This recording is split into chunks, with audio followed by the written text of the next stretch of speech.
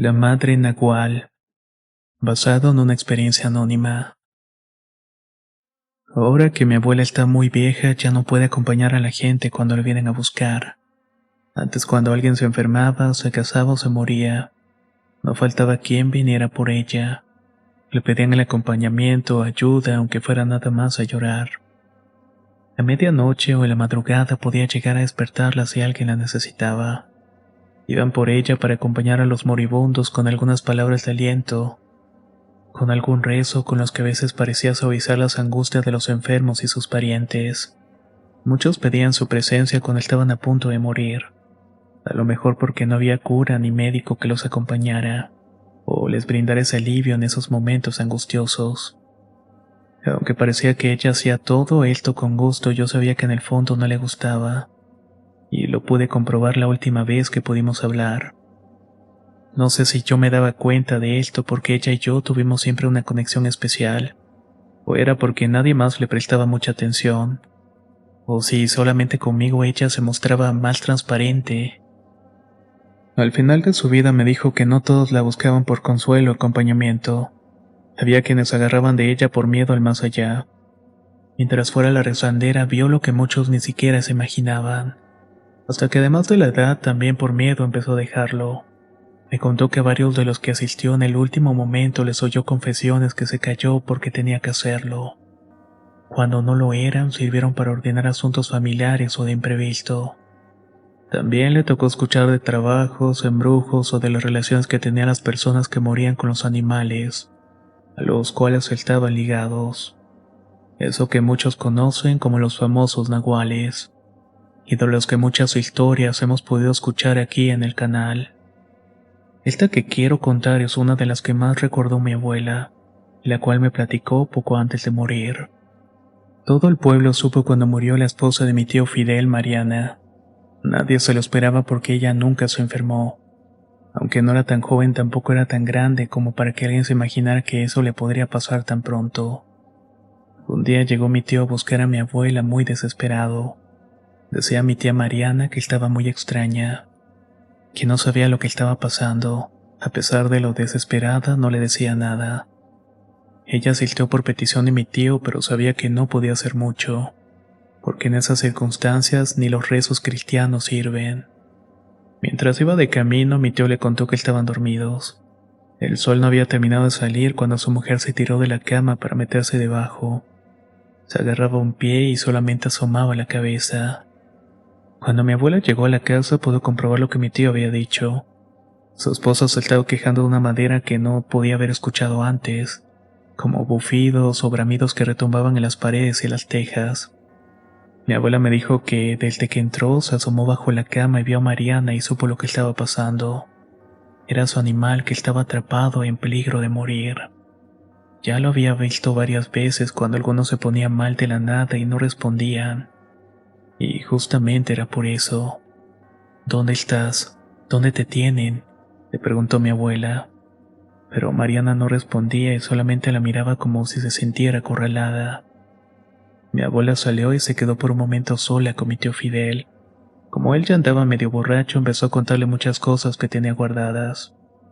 Traigo algo en el pecho que me lo quiere reventar, le dijo, y no se lo platicó a nadie más que a ti.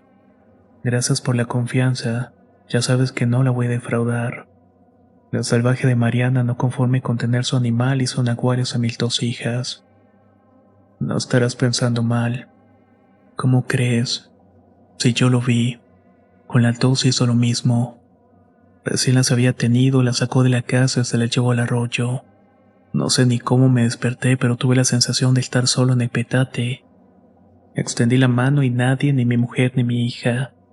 Me paré y empecé a buscar con desesperación y alcancé a verlas por las rendijas entre palo y palo del cerco de la casa. Ahí iba ella con la niña en brazos. Me contó mi abuela que mi tío la siguió hasta que vio que se detuvo en la orilla del arroyo. Puso a la recién nacida en la arena e inmediatamente pensó que la puso ahí para ofrecerla a los animales. Mi tío se paralizó y no podía hablar. Vio cómo pasaban varios que pocas veces se les ven juntos o cerca. Pero quién sabe por qué razón todos andaban por ahí esa noche. Pasó uno y después de un rato pasó el otro y se acercaban y la olían. El miedo lo invadió impidiéndole reaccionar.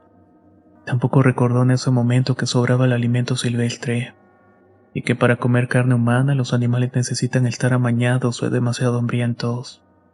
No era ninguno de los casos, pero en ese momento mi tío ni siquiera lo pensó. Casi se le paró el corazón cuando se detuvo un enorme lagarto y dio vueltas y vueltas a su alrededor. No supo si lamía a su hija o solamente la acariciaba con la lengua. No podía ni parpadear y menos salir para enfrentarse a la situación sin saber cómo reaccionaría aquel animal. El cocodrilo saltó por encima de la niña antes de regresar al agua. Tampoco le contó que fue lo mismo con la otra. Con la primera no le reclamó, pero de la segunda sí. Pero Mariana ni caso le hizo cuando le pidió cuentas de que por qué había hecho eso con las pequeñas.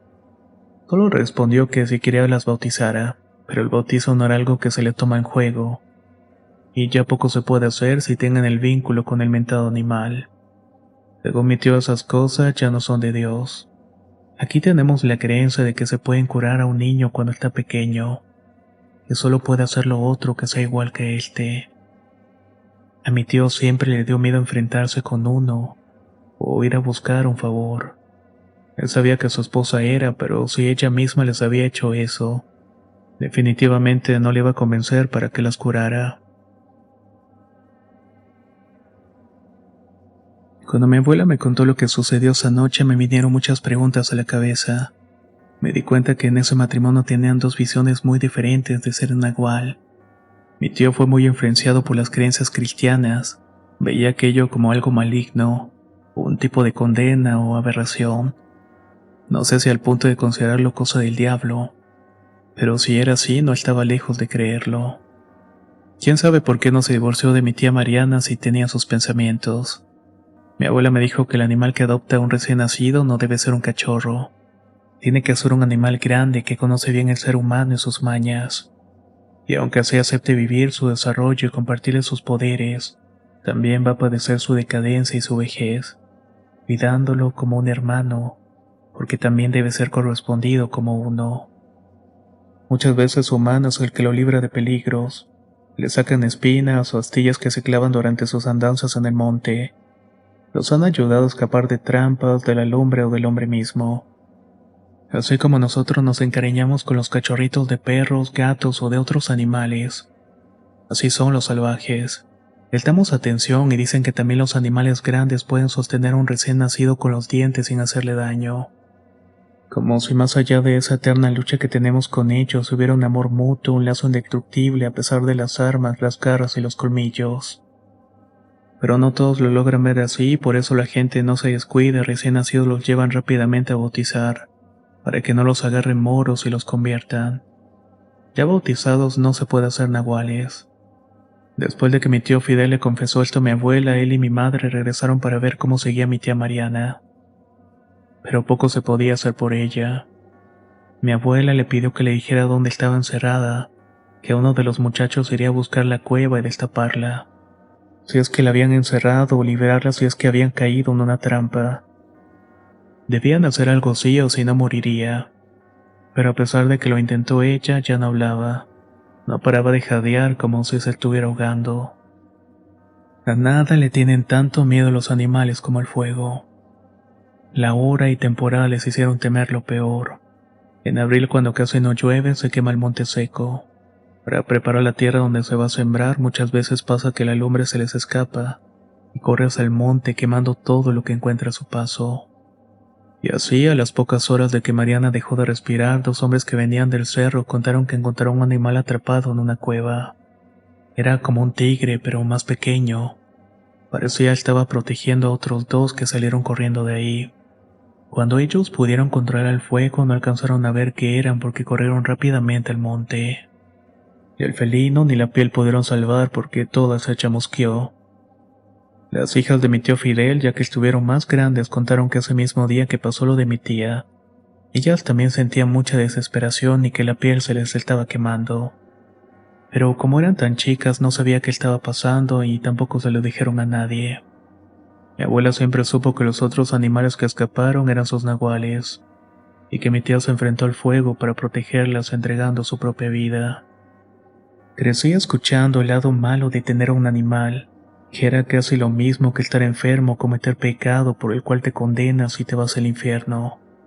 Pero ahora sé más y a partir de lo que mi abuela me dijo ya no los veo de esa manera.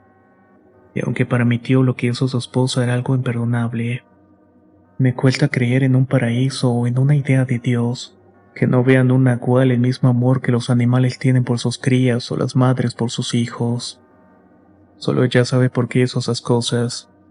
¿Qué mal puede haber tenido en ese vínculo con un animal que nos cuida y le cuidamos también?